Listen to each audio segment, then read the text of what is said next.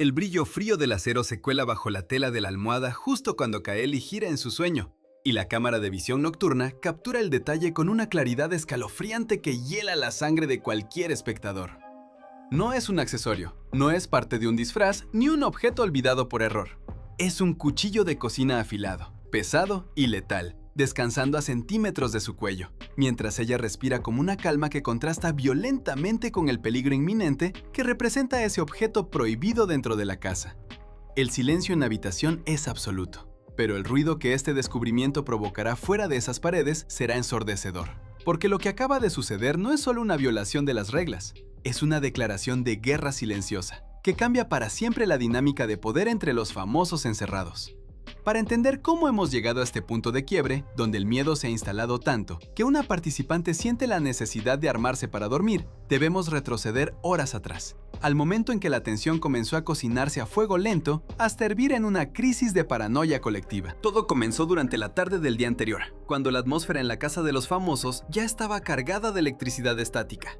Los participantes llevaban semanas encerrados, aislados del mundo exterior, sometidos a pruebas que exigían no solo resistencia física, sino una fortaleza mental que muchos estaban empezando a perder. Kaeli, quien hasta ese momento había mantenido una postura relativamente discreta, comenzó a mostrar signos evidentes de agotamiento emocional. No era solo cansancio por la falta de sueño o por las tareas domésticas, era una ansiedad palpable que la hacía mirar por encima del hombro constantemente, como si esperara que alguien apareciera de la nada para atacarla. La chispa que encendió la mecha fue una discusión aparentemente trivial en la cocina con Stefano Piccioni. Ambos discutían sobre la distribución de las raciones de comida, un tema recurrente que suele sacar lo peor de las personas cuando el hambre y el estrés se combinan. Stefano, con su característico tono directo y a veces condescendiente, le recriminó a Kaeli por haber tomado más fruta de la permitida para el desayuno. Kaeli, que ya estaba al borde del colapso nervioso, explotó. No gritó, pero su voz temblaba de una manera que llamó la atención de todos los presentes en la sala. Le espetó a Stefano que no tenía derecho a juzgarla, que ella sabía perfectamente lo que necesitaba para mantenerse fuerte y que él debería preocuparse por sus propias alianzas tambaleantes en lugar de vigilar su plato. La tensión escaló rápidamente cuando Kirby Selma intervino, intentando mediar, pero sus palabras fueron interpretadas por Kaeli como una crítica velada. Selma, conocida por su franqueza, le dijo a Kaeli que bajara la voz, que no era necesario crear un drama donde no lo había. Ese comentario, aunque bien intencionado, fue la gota que derramó el vaso. Kaeli sintió que todo el grupo estaba en su contra, que la estaban aislando sistemáticamente. En ese momento, su mirada recorrió la habitación y se detuvo en Josh Martínez, quien observaba la escena con una expresión indescifrable. Para Kaeli, esa mirada fue confirmación de que había conspiraciones en marcha, de que se estaban tramando planes a sus espaldas mientras ella dormía. La paranoia, ese monstruo verde que crece en la oscuridad del encierro, comenzó a tomar forma en su mente. Se retiró de la conversación abruptamente, dejando a Stefano y a Selma hablando entre sí, murmurando sobre su comportamiento errático. Pero Kaeli no fue a llorar a su cama ni a buscar consuelo en sus amigos. Fue directamente a la cocina, aprovechando un descuido de la producción durante el cambio de turno de las cámaras fijas, un intervalo de segundos que nadie más notó, pero que ella, en su estado de alerta máxima, identificó como una oportunidad. Allí, entre los utensilios de acero inoxidable, sus ojos se clavaron en el bloque de cuchillos. No tomó el más grande, ni el más pequeño. Eligió uno de tamaño mediano, con un mango ergonómico que se ajustaba perfectamente a su mano. Lo envolvió rápidamente en una servilleta de papel para evitar que el metal hiciera ruido al rozar con otros objetos, y lo escondió dentro de la manga de su sudadera. Su corazón latía con fuerza, no por la adrenalina de cometer una infracción, sino por la necesidad primitiva de protección. En su mente distorsionada por el aislamiento, ese cuchillo no era un arma ofensiva, era un escudo. Era la única garantía de que nadie podría entrar en su espacio personal sin que ella pudiera defenderse. Volvió a la habitación compartida con pasos firmes, evitando el contacto visual con Kenny Rodríguez y Luis Coronel, quienes jugaban cartas en la sala principal. Subió a la litera superior, su refugio habitual, y se metió bajo las sábanas.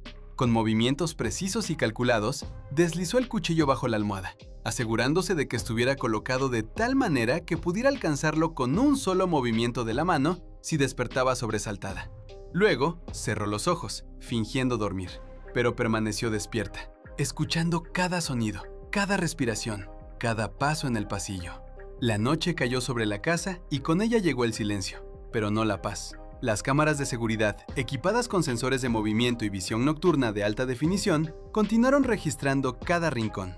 Fue durante la madrugada, cuando la mayoría de los participantes estaban sumidos en un sueño profundo, que el sistema de monitoreo de producción detectó una anomalía. Un operador de cámara, revisando las tomas en tiempo real desde el centro de control, notó algo extraño en la imagen térmica de la habitación de Kaeli. Había un objeto con una densidad y una forma que no correspondía a la ropa de cama ni al cuerpo de la participante.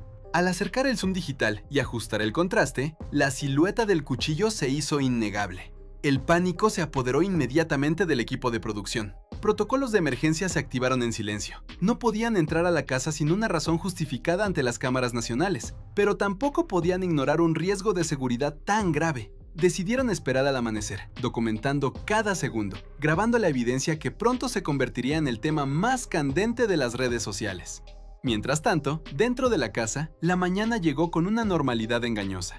Kaeli bajó de su litera con el cuchillo aún oculto bajo la axila, envuelto ahora en su ropa interior para mayor discreción. Se dirigió al baño, lavó su cara y volvió a colocar el arma bajo la almohada antes de salir a desayunar. Su comportamiento era hipercontrolado, casi robótico. Evitaba hablar, evitaba tocar a nadie. Horacio Pancheri, siempre atento a los detalles, notó su rigidez. Intentó bromear con ella para romper el hielo, pero Kaeli reaccionó con un sobresalto violento, apartándose de él como si le hubiera quemado.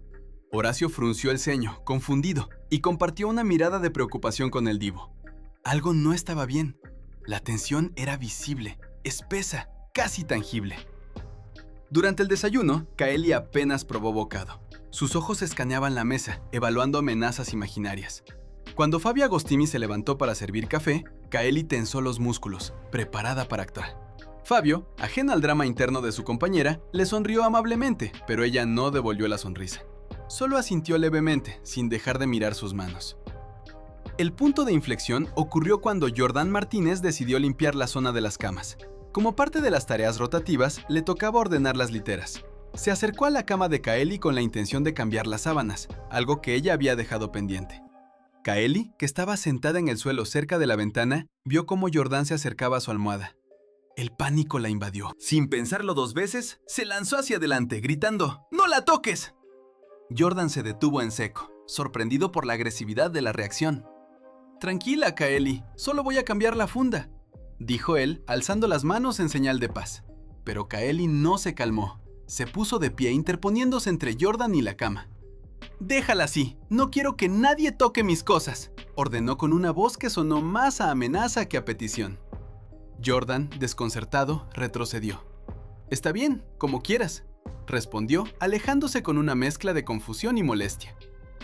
Kenzo Nudo, que presenciaba la escena desde la puerta, intercambió una mirada significativa con Celine Santos. Ambos sabían que ese nivel de defensividad no era normal, incluso para los estándares caóticos del reality. La situación llegó a oídos de la producción a través de los micrófonos ambientales. Los productores, que ya tenían la evidencia visual del cuchillo, decidieron que era el momento de intervenir. No podían permitir que un arma circulase libremente por la casa, poniendo en riesgo la integridad física de todos los participantes. La voz de la producción resonó en los altavoces de la sala principal, solicitando la presencia inmediata de Kaeli en el confesionario. El silencio se apoderó del grupo. Todos sabían que una convocatoria individual a esa hora del día, sin una prueba previa anunciada, significaba problemas graves. Kaeli palideció. Sabía lo que venía. Caminó hacia el confesionario con pasos lentos, arrastrando los pies, consciente de que su secreto había sido descubierto. Al entrar, la puerta se cerró tras ella, aislándola del resto del grupo. Dentro, la luz era intensa, fría. La voz del productor, grave y seria, le preguntó directamente: «Kaeli, sabemos qué tienes bajo tu almohada. Queremos que nos expliques por qué has introducido un objeto prohibido en la zona de descanso». Kaeli intentó negarlo al principio, tartamudeando, diciendo que no sabía de qué hablaban. Pero cuando le mostraron la captura de pantalla de la cámara nocturna, su defensa se desmoronó. Rompió a llorar, no de arrepentimiento, sino de frustración y miedo acumulado. Confesó que se sentía insegura, que tenía pesadillas constantes, que sentía que la vigilaban incluso cuando dormía. «Solo quería protegerme», sollozó, abrazándose a sí misma. «No iba a hacerle daño a nadie. Solo quería saber que podía defenderme si algo pasaba». La producción le explicó la gravedad de la situación. El cuchillo fue confiscado inmediatamente por un miembro del equipo de seguridad que entró en el confesionario. Kaeli fue advertida severamente.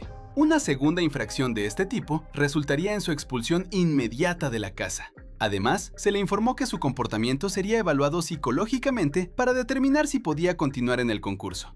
Al salir del confesionario, Kaeli regresó a la sala principal con los ojos hinchados y rojos. El ambiente era glacial. Los demás participantes la miraban con una mezcla de lástima, desconfianza y miedo. Stefano, que había sido el detonante inicial de su crisis, la miraba con una expresión de incredulidad. ¿Un cuchillo, Kaeli? ¿En serio?, preguntó en voz baja, pero lo suficientemente alto para que todos lo escucharan.